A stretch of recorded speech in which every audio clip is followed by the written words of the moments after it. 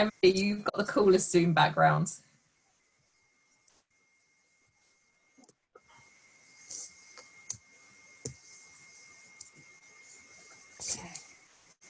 Hi everyone, welcome to the second session of the Wonder Woman Wednesday, organised by Fabian Women Network. It's a series of events to allow prominent Fabian women to help demystify the internal workings of the Labour Party and making of our movement and politics and to make it more accessible. So this is an opportunity for you to hear about all the different experiences from these amazing women and to hear about how they contribute to the party and contribute to the formulation of a lot of the policies the party is involved with.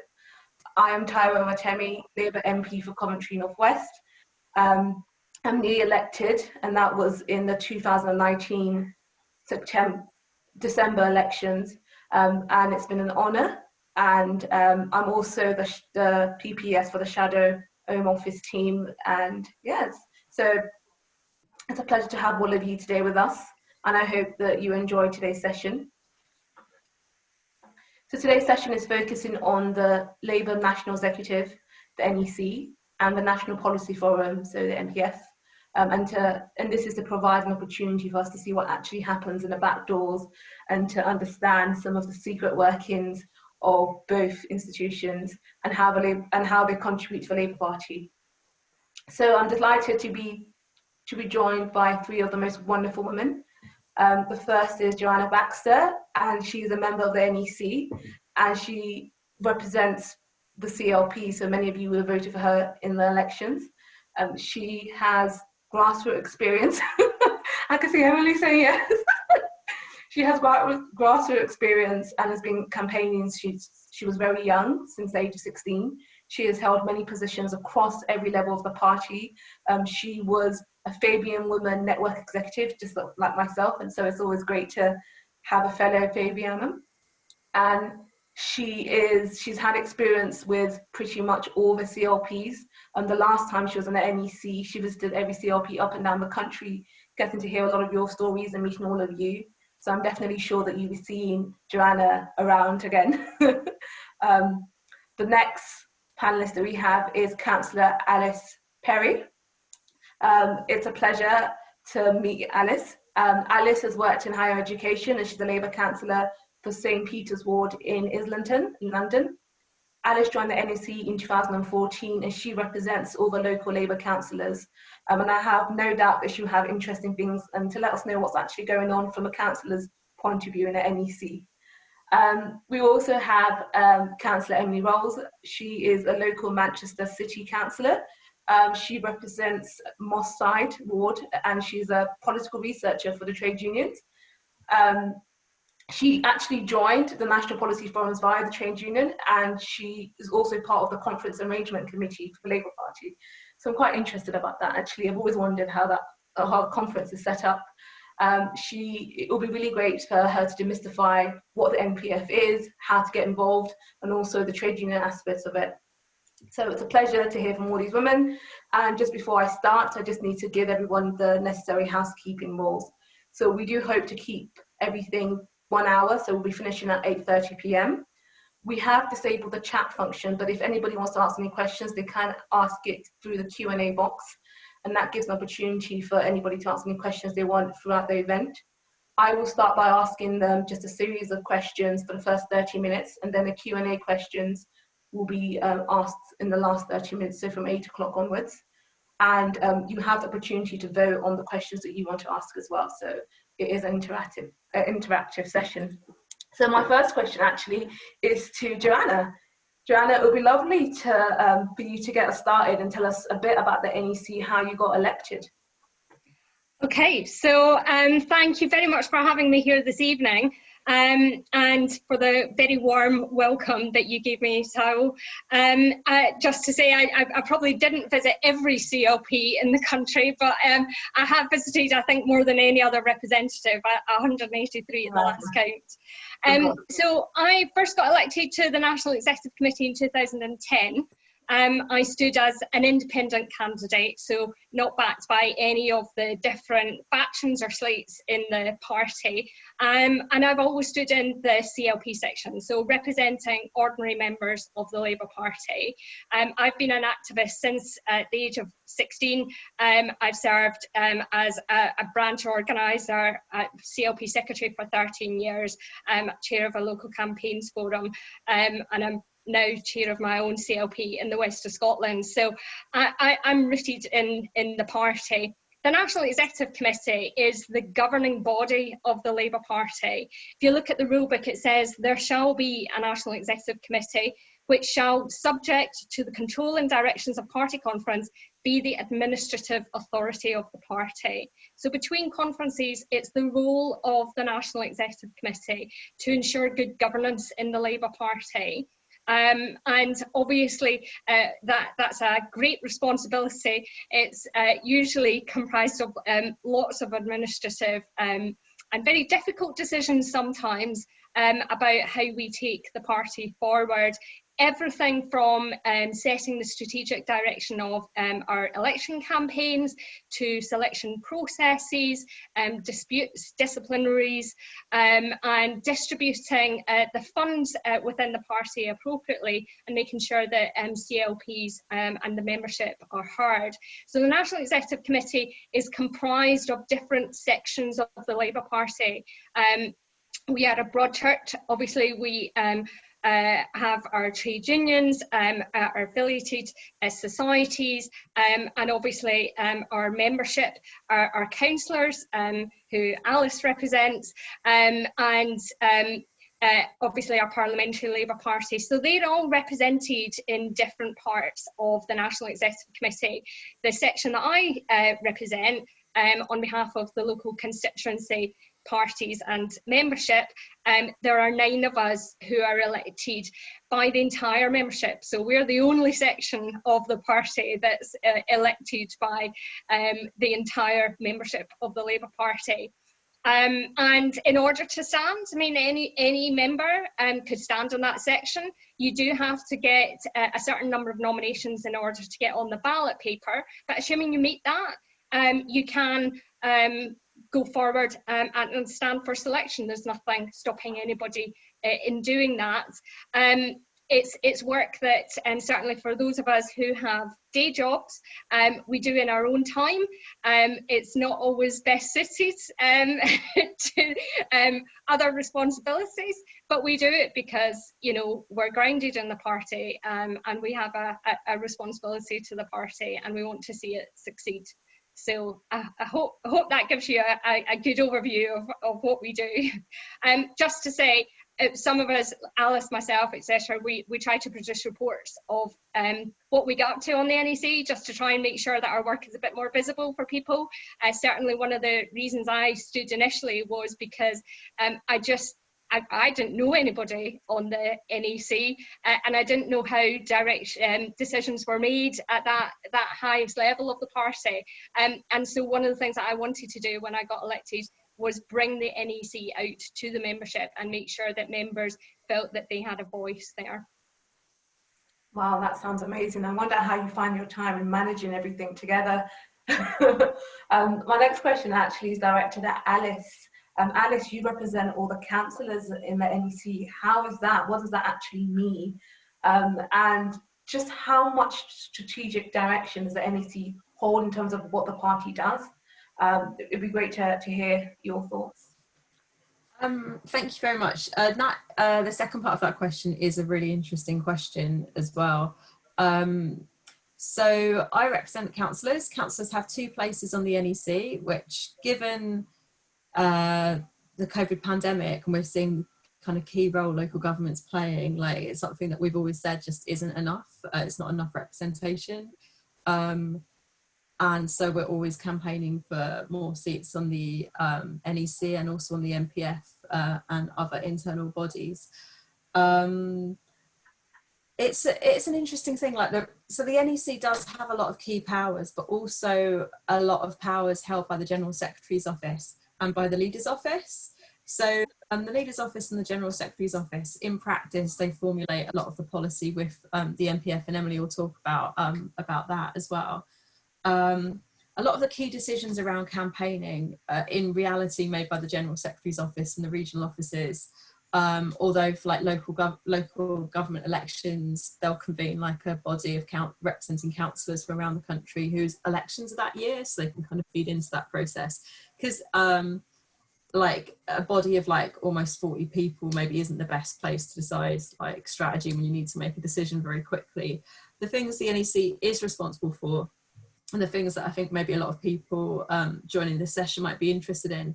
Joe mentioned the disciplinary work, which is really important. Like, for example, we've been like campaigning for an independent disciplinary process, which all the leadership candidates actually signed up to the Board of Deputies 10 pledges, which was really positive.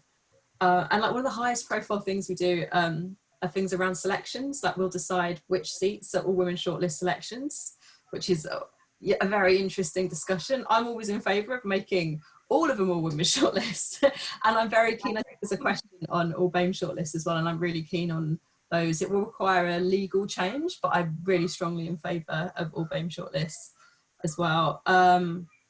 So the NEC sometimes gets involved in selections for certain councils. We do police and crime commissioner selection panels. We're involved in combined authority mayor selections and trigger ballots.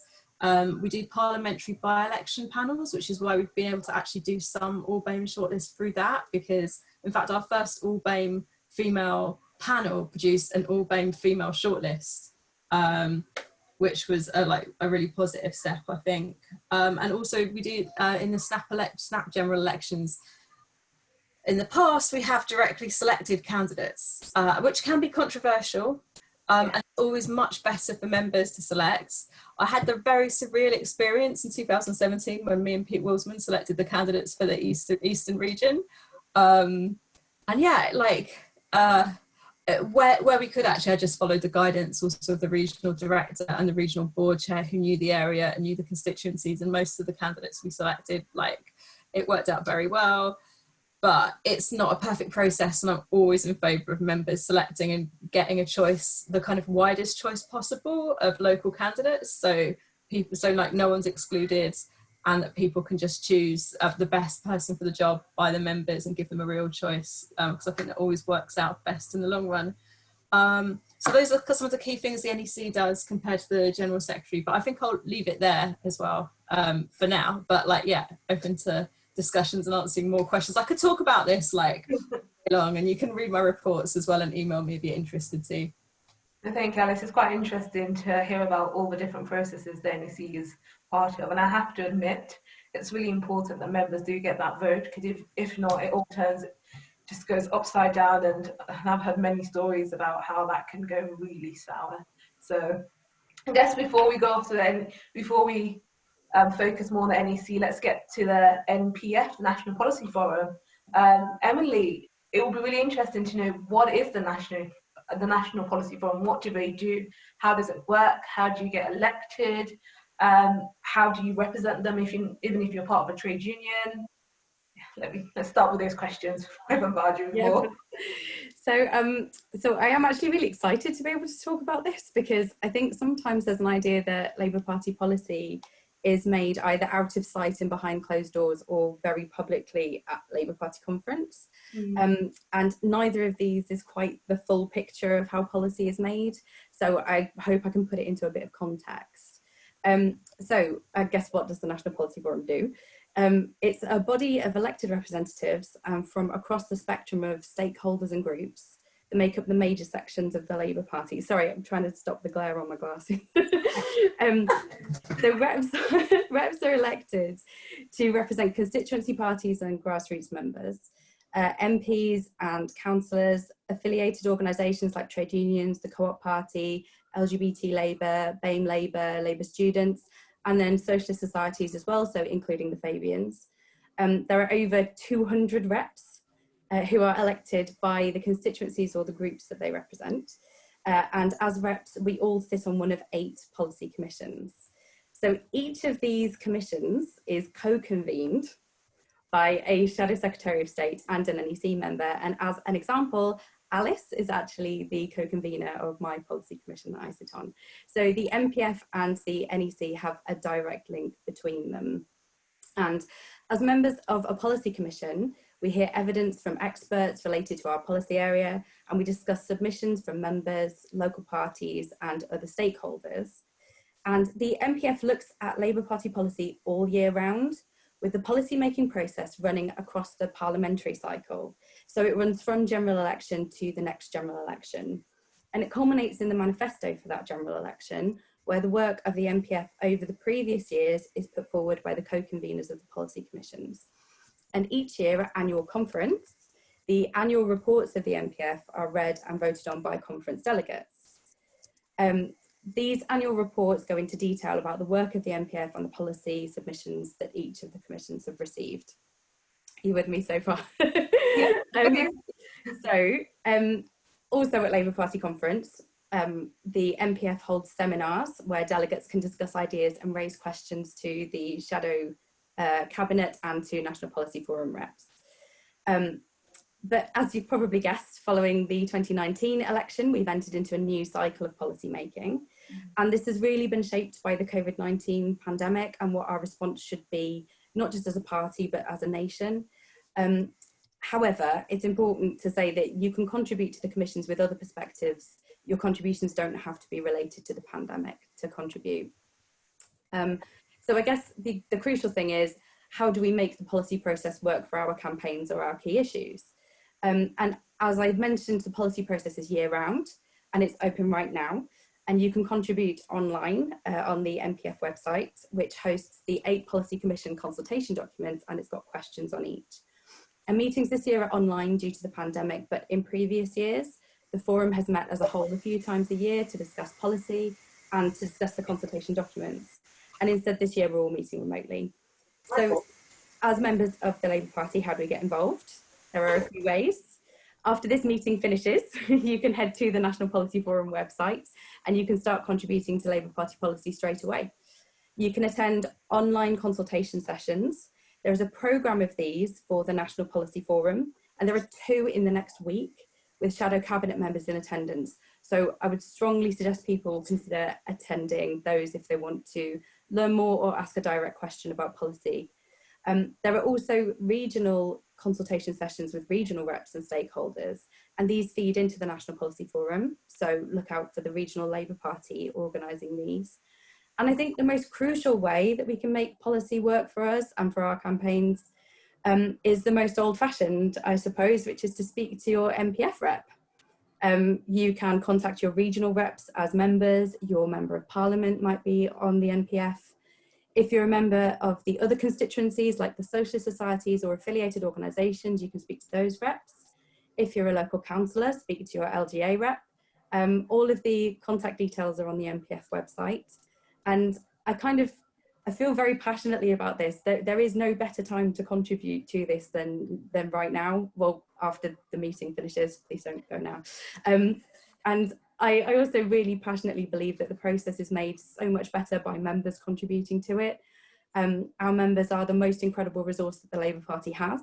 And I really believe that this collaborative way of making policy is crucial to our success as a party of government.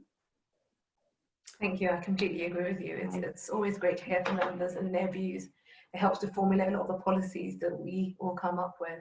Yes. So you are part of the conference arranging committee group. Yes. Just tell us a bit more about that. Where does that fit in terms of the party's conference? Like, what do you do? How does that run? What decisions do you make? How do you get everything running? So I guess in September, when everybody comes, I know we're not having conference this year, but next year, September, how do you put things together for over those couple of days for people to come in and enjoy a conference? Well, there's 2 sides to this. One is the how conference operates and what the Conference Arrangements Committee does year round. And then there's also how does party conference fit into the policy making process, which in terms of which is also something I think is interesting when we're talking about kind of demystifying structures. So just really briefly, the Conference Arrangements Committee, we meet all year round. and we have a timetable of meetings that are scheduled to deal with the major events that happen at conference. So I was elected to it in 2018, and I took my baby with me to my first meeting. I was on maternity leave, so I took my 4-month-old with me, which was her first Labour Party meeting, so that was fabulous for her. And we deal with the overall process of organising conference. So my first meeting was the wash-up meeting that we have after conference finishes, and that's where we basically go through everything that we can think of, that we had feedback on, that we want to kind of update or change for next year. We really put a lot of thought and consideration into how to make conference accessible, how to make conference accessible, not just in terms of easy to understand, but literally physically accessible. I think we've all noted a difference in conference venues and the way that a different venue can make a big difference to the experience of people who are attending. So we take these decisions really seriously, and we spend a lot of time thinking about how we can make things different in a physical way sometimes, but also in a procedural way. So if something isn't quite working, or it's very obvious something isn't clear because of the way it's been interpreted by delegates, or because we've had feedback where people said, I just don't understand this, what is this? We try to produce information each year to make it clearer and to specifically address that, so that everybody feels welcome and that everybody can get the most out of it. But I think there is also a crucial point about conference. So it's a sovereign decision-making body, and it's where the crucial decisions for the party are made each year.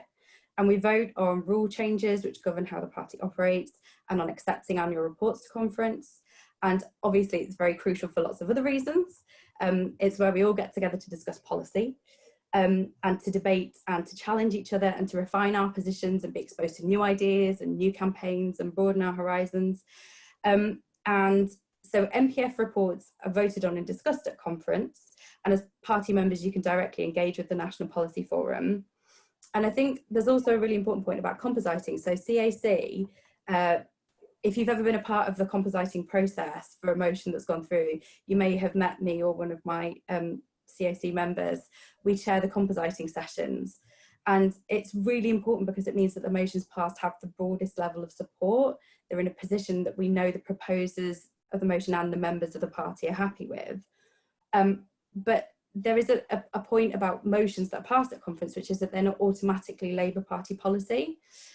So if a motion is debated and passed at conference, it's recognised that conference supported it, but it doesn't mean it automatically goes into the next manifesto. And that's because conference by its nature is not a good forum or format for policy development at that level. And that's why our policy making process includes the National Policy Forum. So motions that are passed go into the policy making process for the next year, and they are developed in the context of in-depth discussions and the expert evidence that I mentioned earlier. And then they come back to conference as a part of the NPF report. So although obviously there's a huge benefit, a real benefit to having a motion debated and to having it passed for raising the profile of a campaign or a policy issue, it is difficult to get a motion onto the conference floor. And if this was the only way that policy could be made, we wouldn't have the full range of views and campaigns that we do at the moment that feed into our policy process. So it is really important, and I would just say it's absolutely vital for members to use the full range of ways to engage with the policy making process to make it as representative as possible. Sorry, no, that's fine. Your glasses are working quite well. I need them to see, yeah. I'm just going to bring it back to actually ask Joanna a question about the NEC. We heard earlier from Alice that the NEC is involved in selecting candidates for the party during elections, both councillor and for MPs. It would be great for you to actually explain the role of the NEC in doing that and the process in which the NEC goes about in terms of making their decision. Yeah, so the National Executive Committee very rarely actually selects the candidates for a parliamentary constituency. As Alice mentioned earlier, that decision should, wherever possible, be taken by members. you know, members are not just people who can go and knock on doors and deliver leaflets for the party. They are the lifeblood of our party, and they should absolutely have a say in who represents them in Parliament. So the National Executive's role primarily in selections is about putting together the selection timetable, the process by which CLPs would use to select their candidates, deciding which constituencies are all women shortlists or not. And as Alice said before, that is often contentious, but I'm fully supportive of all women shortlists, because not only is that one of the most positive measures of ensuring that we get women into Parliament. I think if you look at the number of female applicants for seats that are not AWS, you find that actually women don't come forward in the numbers that we would expect for open selections. It's almost like in some instances they're viewed as seats for men rather than open selections, which is what they are supposed to be. And I think the National Executive Committee also has a responsibility in trying to promote talent within the party to ensure that those coming through selection processes are representative of our party and our country. Alice mentioned BAME shortlists, and that would certainly require a legal change, but that is something that absolutely should be considered to ensure that we get more BAME representatives into Parliament. But there's also other underrepresented groups in Parliament. So if you think of individuals with disabilities, for example, it's very hard actually sometimes for members in those categories to put themselves through a selection process. It's often quite expensive. It's often quite rigorous in terms of reaching out to members within constituencies, producing materials, and putting yourself forward. So I think that the NEC does have a responsibility in trying to put processes in place to bring through talent in the party that's representative of our country. That's not always an easy thing for us to do, but we do have the CLP Development Fund, by which the National Executive Committee can allocate funding to constituency parties or to regional parties to put measures in place, like, for example, the Gordon Aikman Fund that was agreed previously, that was for developing future leaders within the party, and that's what that fund is for, and the NEC have a huge responsibility in doing that. Where the NEC will have a role in selecting is where, for example, a timetable is very, very short and there is insufficient time to allow the normal selection process to take place. So that would be when it's right up to the wire, as it were, in terms of ensuring candidates are notified to election offices. So those would really be exceptional circumstances. And as I say, I think in all possible circumstances, members should take the decision about who's going to represent them in Parliament. And also the NEC does have a role in responding to boundary commission reviews. So the General Secretary's office will receive notification of boundary reviews, and obviously the party would make representations about views in relation to parliamentary boundaries. The one area where the NEC wouldn't set the selection process is in relation to Scottish Westminster selections, because those are set by the Scottish Executive Committee. So that's an exception to the rule. Anything I've missed there, Alice, do you think? That was very thorough. The only thing is Wales also select their candidates now as well because of our rule change. Yes, a rule change that we fought very hard to be put in place actually was ensuring that the Welsh and Scottish parties had representation on the National Executive Committee. That was very hard fought in 2016. Part of that rule change also devolved some of the party's responsibilities to the Scottish and Welsh executives in recognition of the devolved settlement within those nations. And as a member of the Scottish Executive Committee, I was fully supportive of that as well. But I think that is, you know, a recognition that we have had devolution in the United Kingdom for quite a number of years, and not all of our party structures had kept up with that process of devolution. So that is now fully reflected in those processes. Thank you. I guess my next question is directed at both you and Alice, actually. It's about the NEC. I guess people want to know, are the NEC meetings really as acrimonious as they appear to be in the press? Mostly no. Like, I remember when Claudia Webb joined, she was like, Alice, people are really nice to each other. I was expecting you'd all be screaming in people's faces. I expect to have to. For the most part, it isn't like that, but the meetings can be very, very long. They can be very tense, and there's a lot at stake. So that does mean that things will be tense. And like, as Joe explained, like lots of people represent different, different stakeholder groups, have particular positions and interests that will naturally come into conflict with each other. Even groups that are very supportive of the leader, like say a trade union might have a very strong position on something. So even if they're very supportive of the leader, if the leader takes a different position, they'll have to oppose that. And like that, I think this is all quite healthy, and why we have structures where different groups are represented so they can make those views known. I'd say for the most part, the meetings are like much better. And like Joe and I were both on at a time when things were particularly tense and high pressure, but like I think during the leadership election as well, like that relaxed quite a lot. And it's something like Keir says himself, he's not a factional person, and he wants the Labour Party to be inclusive for everyone and to be able to be a broad church of different people's views. So making it less factional and more enjoyable for everyone is something we can all work towards. Joanna, have you got anything to add to that?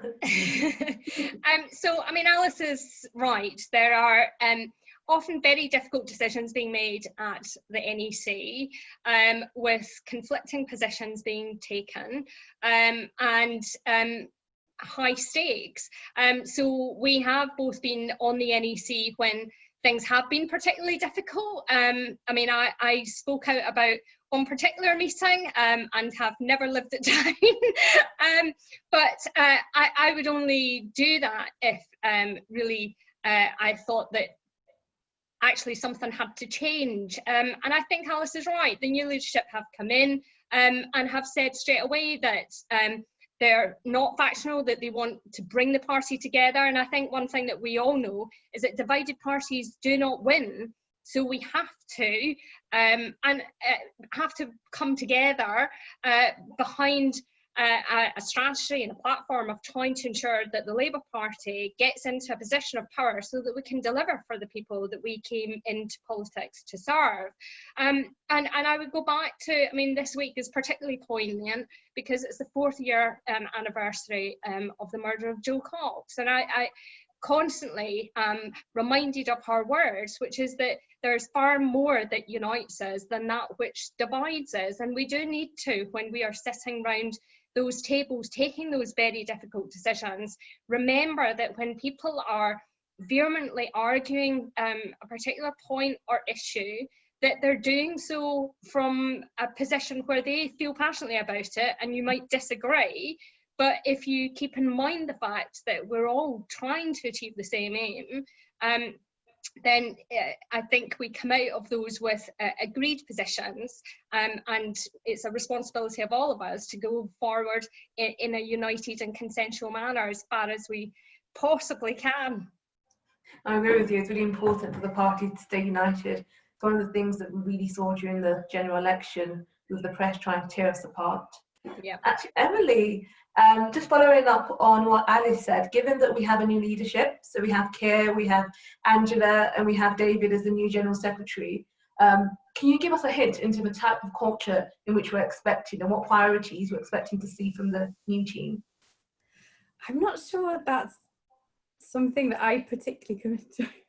I think that was my question. Yeah. That's all right. So, You can have a go. yeah. So, yeah, it was a question about culture and direction for the new leadership, right? So Keir said that, Keir and Angela's priorities, they said that they want Labour to be more professional, which doesn't mean more middle class or anything like that. It just means like to have kind of that kind of non-factional professional processes and like well-staffed, well-run regional offices where people are like trained and empowered and stuff, with a functioning disciplinary process where disciplinary decisions are like made much more swiftly and people feel they have trust and confidence in the processes. Obviously elections are extremely important, not just the general election, but next year is going to be a bumpy year of council of local government elections. There are so many elections next year because this year was postponed. So that's going to be like an absolute key test, and we've got some real opportunities to win some seats as well and to like rebuild that red wall and stuff in places. So like rebuilding trust with the public is a key priority, and that kind of campaign infrastructure that needs to go with it. I was chatting to a councillor in like Rochdale who was saying that like once you lose an MP, the council often then goes with it. So it's really important as well in places where we hold the council, we've lost MPs, that we do everything to like win those parliamentary seats back and also like defend the council. Although, as I say, I think we've got an excellent opportunity, and the mess the government are making of this pandemic is an absolute disgrace. With like 1 in 20 care home residents in London dying and stuff, like they are disgraceful, and I think the public see that. So like I genuinely believe we actually can, like we've got huge mountains to climb, but I believe we can do it and actually win the next general election. So yeah, those key priorities about holding the government to account as well and preparing for the general election are the kind of things people are focusing on. And we've got a new general secretary now who's got a lot of experience as well in like winning back from opposition. So it is going to be, yeah, it's going to be interesting. And for any of the participants here who are thinking they might like to stand to be a councillor, there are going to be a lot of opportunities, and we're going to be doing the selections online. Very modern. So contact your like local campaign forums and ask what the process is to get on the panel to be a candidate. And also there's a lot of parliamentary selections that are going to be taking place as well. So if you're interested in that, like think about the processes you need to go through to become a parliamentary candidate too. And becoming a councillor is like a good step as well for people who are interested in being an MP, but being a councillor in its own right is like amazing. And like we are like demonstrating in local government the real difference Labour councils make as well. So and Police and Crime Commission elections are next year as well, and like they don't get a lot of love, but they are awesome, and like focusing on prevention and like the causes of crime rather than the kind of macho stuff some of the Tory ones go for. They're important. The Tories deliberately put the Metro Mayor elections and the Police and Crime Commission elections with the county council elections because it gives them an inbuilt advantage, and we can overturn that next year with a high turnout. So let's retake like Bedfordshire and stuff. Yes. Completely agree with you. I'm looking forward to those elections and seeing the difference. I'm hoping that it will go positive. Emily, I'm so sorry about the last time, but I've got a question. What happens if the views of the MPF are in direct conflict with the views of the Labour Party? Has that ever happened before? The NPF. So because the NPF is the policy making body, yeah, it is the views of the Labour Party, if that makes sense. So I understand that, but as in within the leadership. So what happens if, I guess, the union part and the leadership part don't necessarily have the same views? How's that conflict resolved? Or do we never get there? Yeah, I don't know that, to be honest, I don't know that's happened. I'm sorry, that's a bit of a an uncontroversial answer. But I think there is a really crucial point about who is representing what on the National Policy Forum, and about the interests of the groups that we represent, and how you can lobby somebody to affect change, basically. And I think that, so obviously I sit on the NPF as a trade union rep, and I represent the views and interests of my union's members. And that's the same as the local government reps represent local government, and the regional reps represent their regions. But I'm also human, and I'm a Labour Party member, and there are so many issues that I feel strongly about. The constituencies, whichever constituency we represent on the NPF, we're all there to make policy that improves life for everybody. And having that balance of reps from the different groups means that there's genuine representation in the policymaking process, and I really see kind of my role as an NPF member, as well as to represent obviously my constituent group. It's to advocate for and support policy that represents the values of the Labour Party. So because it's a longer process, there's not I haven't experienced anyway, and again, I'm not pretending that I've got like 20 years experience on the NPF. Didn't exist 20 years ago, but I'm not saying I've got, decades of experience on it, but in my experience, it's a very collaborative process, making policy, in talking to each other, hearing representations from people, and impassioned representations from people. And there are many issues that we feel strongly about as reps as well. And it is just making sure that we get those in the room, so that we can be discussing them and we have the authority to discuss them. And the way to do that is to make sure that people are feeding into the policy process in all of the different ways. But it's been wonderful, honestly. So I sit on Justice and Home Affairs, and it's incredible, the breadth of discussion that we have, and the very senior level at which we're talking to people in the party, and the shadow ministers that we have present, and hopefully ministers. It's wonderful, and I do just really want to put a plea out to people to get involved at whatever level you can, and if you feel like you want to stand for it in one of your constituencies, do, because it's been a revelation to me in the way that we make policy. Thank you. Just wanted to let everyone know that I am asking questions from the Q&A, so if you've got any questions, please just put down the box below, the Q&A box below, ask your questions, and then it will be fed back to me, and I'll ask them to the panelists. So moving on, Alice and Joanna, so what happens when the NEC and the Labour of the Labour Party don't share the same views? How's that? Alice? It does happen. I was first elected in 2014, so I've been there under Ed Miliband, Jeremy Corbyn, and now Keir Starmer, and Harriet for her bit in between as well. For each of those leaders, things have come up. With Ed, there was a big conversation around austerity, and the need to have an emergency budget, and like the idea of keeping Tory spending plans, which was very controversial. And John, I had a very colourful NPF meeting at Milton Keynes as well, where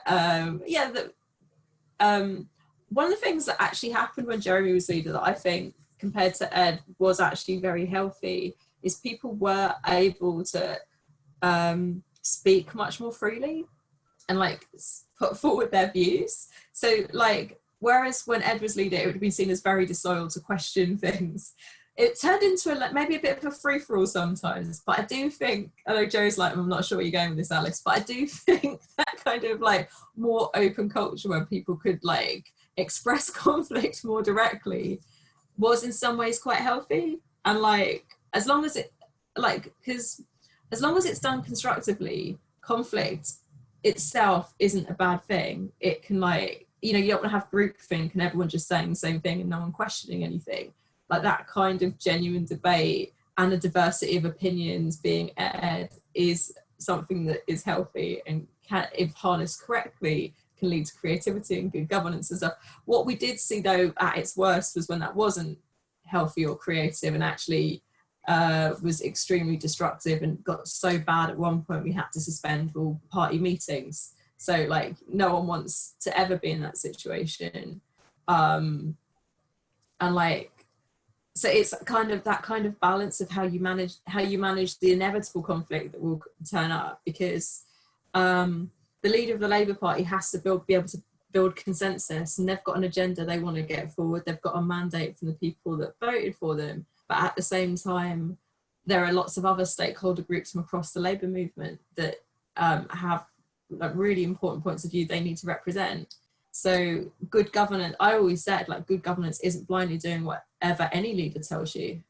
And so like if we disagreed with something, like whether it was Ed or Jeremy, I haven't disagreed with Keir yet, but he's only been leader for a few months. So like, but you know, if there was something that we disagreed with, like constructively, it was important that we would put that view across, and particularly local councillors when Ed Miliband was talking about keeping Tory spending plans and not investing more money in Labour government. It's one thing making Tory cuts, but I was not prepared to be making Labour cuts. That would be completely unacceptable. And so like I wouldn't be able to represent councillors if I didn't strongly oppose that. And that isn't being disloyal or difficult. That is just the reality of like not wanting to accept austerity. So I think the question is kind of like quite loaded, but it does depend on the circumstance and the situation. And there'll be, you know, times when Keir comes into conflict with the NEC as well. But like what I really hope, the point that Joe made, is divided parties don't win elections, and whatever we do, we're able to like move forward constructively together and like keep focused. That basically our failure to win elections has left us with this awful government. We've got one of the worst response rates to COVID in the whole world. And like Boris Johnson's just going off to Chequers and like just having a laugh and like going for long weekends rather than attending Cobra meetings in the early days of the pandemic and just not taking the decisions that would have saved thousands of lives. Like our failure is a part of that because we just haven't won elections. So I think focusing on the big picture and winning back power and regaining trust is like going to be key. Thank you, Alice. Quick question back to Emily, actually. Is there a good gender split in the way in which policy is made?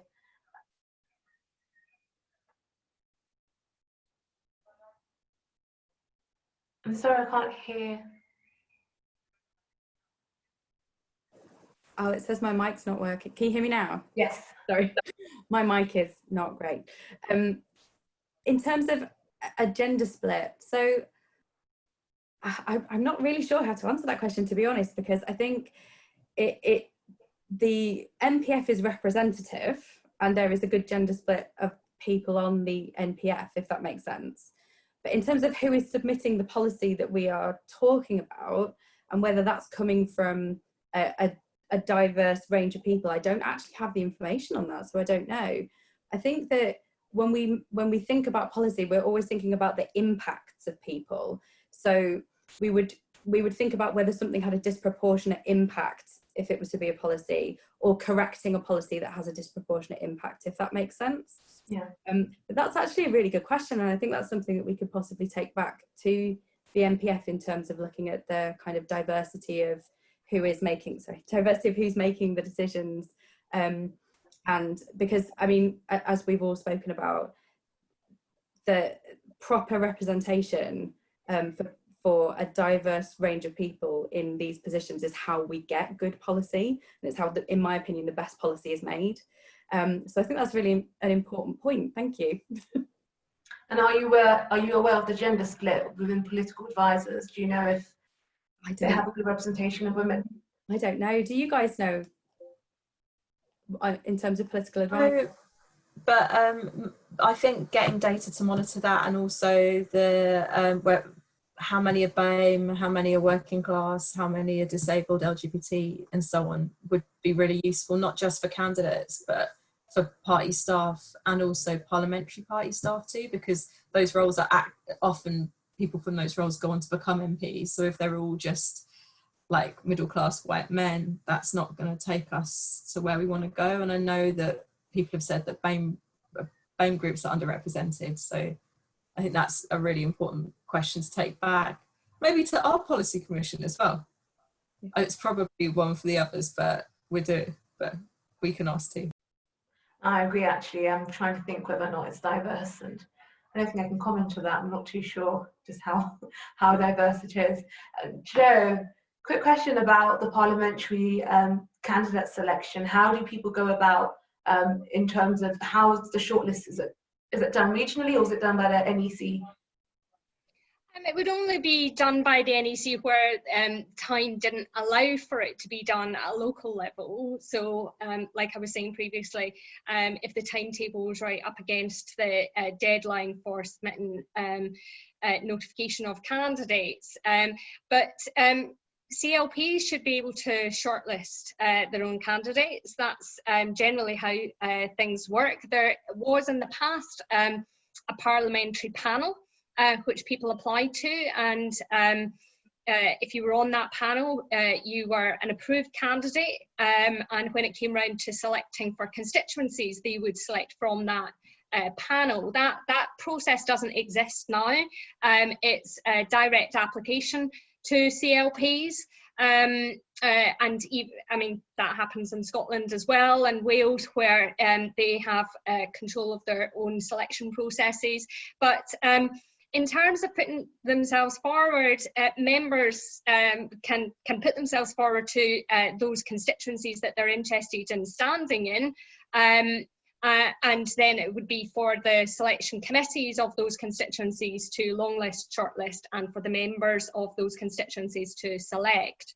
I mean, I think in terms of people building up their confidence in putting themselves forward as a candidate, they could speak to their local councillors, the local CLP officers, getting involved in the work of their local parties, and actually through things like the Fabian Women's Mentoring Programme, because the Fabian Women's Network does a massive amount in terms of promoting women to positions like that, giving them the tools and the skills that they would need in order to get through that sort of selection process. So I think that's one of the best ways in which people can I think get to know the rigours of that process to ensure that they are standing in good stead when they put themselves forward. But like I say, I think the NEC does have some work to do in terms of ensuring that people putting themselves forward are representative of both the party and the country. It was great sadness to me that the Gordon Aikman programme for future leaders in Scotland was disbanded, but I mean, we had a discussion about that at the recent meeting of the Scottish Executive Committee, and I'm certainly keen on ensuring that that is reinstated. But as a member of the NEC, I'm keen that that's expanded to other areas of the country, because if we're giving some members that opportunity, surely we should be giving others the same opportunity. So that's certainly something that I would like the NEC to work on. Alice, I've got a question for you. What advice would you give to somebody who wants to get involved in their local Labour Party and they've emailed them, haven't really heard anything back, but they're so enthusiastic about engaging with the party? So what would you say to them? Yeah, so sometimes local processes can be like a bit opaque. I would say if you're interested in becoming involved, go along to like find out where your local meetings are. Like there are branch meetings and constituency meetings in most places. Some places have different structures, but and they're often quite interesting, like CLP meetings. I imagine if lots of you go to them, but it's quite good if you get like for constituencies that have an MP, you get a parliamentary report as well, which is always really interesting. But the best way, particularly if you want to be a councillor as well, is like go along to campaigning sessions, which like this is something Emily Thornberry used to always say is the secret people don't always know is campaigning is really fun. and like it also is a great opportunity to like, you never know who's behind the door and what they're going to say and what they're going to be wearing as well. Or not. Naked is amazing. So it's a great way to meet people, but also if you do want to stand to be a candidate, it's an expectation that you will have done you will actively campaign and have that kind of experience. And like, you know, if you want to represent people, it's a good idea to be talking to them and actually have a good idea of what voters' priorities are in your area, because there'll be questions you'll be asked about, and it's generally like a good thing to do as well. Also, if you want to be a councillor, there are loads of really good Be a Councillor sessions. The Fabian Women's Network, I think they've tweeted it tonight, have a really good book with really essential information about standing to be a councillor. Also, the Local Government Association and the Association of Labour Councillors do really good training. They're doing them online in regions where we've got selections coming up next year. And like the attendance has been phenomenal. There've been like 200 people attending in Hertfordshire and stuff, which is like bodes really well. And like, especially in areas where we are like, you know, recently won the council and stuff. So go along to those, get a good idea of like what's involved. Like if you can have an opportunity to chat to some councillors, that's good. Also, if you want to be a councillor, go to some council meetings. They're like in public. At the moment, they're all on Zoom as well. Like, so if you actually want to stand, like it's a good way to kind of see what goes on and like what you might be getting into as well. I think my first council meeting was a licensing meeting where I went to like oppose an application for this license of the place I lived above, because they were like very irresponsible license holders and their license was revoked and it had a really positive impact on my life. And I'm like, yes, let's revoke those bad, irresponsible licensees.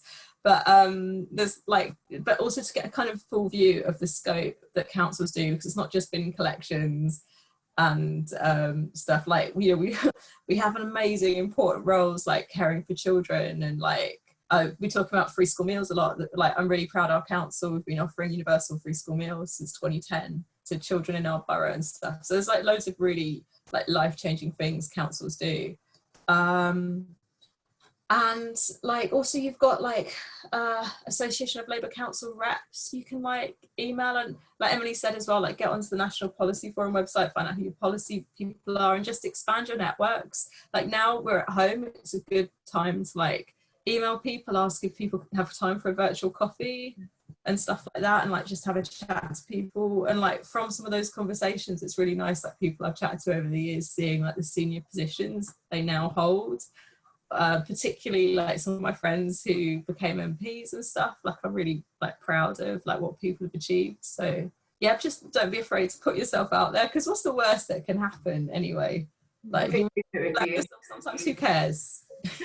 Thank you, Alice. Sorry, I've got one last question. I'm aware that we're running out of time, and that's directed at Emily, actually. I'm going to put the two questions together. So when is regional conference coming back, and what can you do to build your profile and stand for the NPF? So I don't know when regional conference is coming back, I'm sorry. I don't have an answer. We are hosting a series of events over summer, which are online. So I don't facilitate regional conferences. They're organised by the regions, but I do. We are very. We need to get people talking to each other over the summer. So there's going to be a series of online events, basically, so we don't lose that communal aspect of speaking to each other that conferences have, because there is something really nourishing, I find, about being in a room where you're all trying to achieve a common aim. So even if that's virtually, so there are a series of online events. And what can you do to build your profile? So I think similar to what Alice was saying, it's really the same as building your profile for anything. It's about expanding your networks and talking to people and having honest conversations that you are interested in and about things that you're passionate in. So if you are a member of a socialist society or an affiliated organisation, you know, you can, and also, or if you're a regional, if you want to stand as a regional rep, speak to the people who are already doing it, and find out what they do, basically. It's if you are wanting to represent kind of a specific region of the party, I would suggest you speak to that organisation and start making the connections with the people that you need to. So for example, a socialist society, so say you wanted to stand as a Fabian rep on the NPF, you would need to be a member of the Fabian Society to be able to do that, and you would need to be able to demonstrate that you could effectively advocate the Fabian point of view. So that's really what people are looking for in an NPF rep, in the same as an NEC rep, in the same as a councillor, in the same as an MP, who's going to fight my corner. And I'm positive that our wonderful Fabian women will be able to put that point across very well. But I do also want to say, look at the mentoring scheme and look at the schemes that FWN offer, because they're also suitable not just for kind of political life, but for public life as well, and for taking those other kind of not necessarily elected office specifically as a councillor or an MP. There are so many ways, as we've discussed tonight, that you can contribute to the Labour Party and to policy making, and we want to see Fabian women in those positions wherever possible. Thank you, Emily. I know Joanna's got something to say quickly. I was just replying to a question that was on the chat. Somebody had asked what I'd like to see in the current term of the NEC, and I'd said I really want us to recover our position in Scotland, because we are not going to win back Westminster without doing that. We've got Scottish parliamentary elections next year. And again, the selections for those are going to be likely to be on Zoom as well. But also, I think as we come out of the pandemic and Brexit happens, I think we really have to put forward a new and better vision for what the country could look like post-lockdown, in what is going to be an economic depression, I think, with increasing unemployment, with an attack on workers' rights through coming out of, through Brexit. And I think the Labour Party is in a position, I think, to put forward a really bold and radical vision for what our country could look like in the future, and really changing some of the structures which have seen us struggle in lockdown. Looking at, for example, how we deliver social care in this country, because I think the one thing that the pandemic has shown us is that our current structures are not working. You know, we need to take tough and difficult decisions as a country to fund those services properly. And it cannot be that the people who are keeping our elderly alive right now in care homes are earning less than people working in supermarkets stacking shelves. We need to properly fund those highly skilled jobs, and they are highly skilled. They're low paid, but they're highly skilled. And we need to find a way of doing that that's fair across the country. But I also think we need to take advantage of some of the new technology that people are using to increase flexibility for workers, to ensure that people who have childcare arrangements are given greater flexibility to work from home where that works for them, because they've been able to do it during lockdown. So where it works, we should try and continue those changes, and where they've exposed some of the weaknesses in our society, we need to address them. But we're not going to be able to do that unless we get into power. So join the campaign is what I'd say. Completely agree with you that the party really does want everyone to join the campaign. We want local CLPs to join the conversation, to engage in the policy conversations, to be able to express their views and to say exactly what they want to see from the Labour Party. And I just really want to emphasise the importance of grassroots movement. I'm somebody who genuinely believes in it, and you'd be surprised just how effective a CLP is once they have a good, strong grassroots movement who's willing to make that difference and put in the necessary work that's needed. So I just want to encourage all of you to join the party, to be involved with the things that your local CLP does.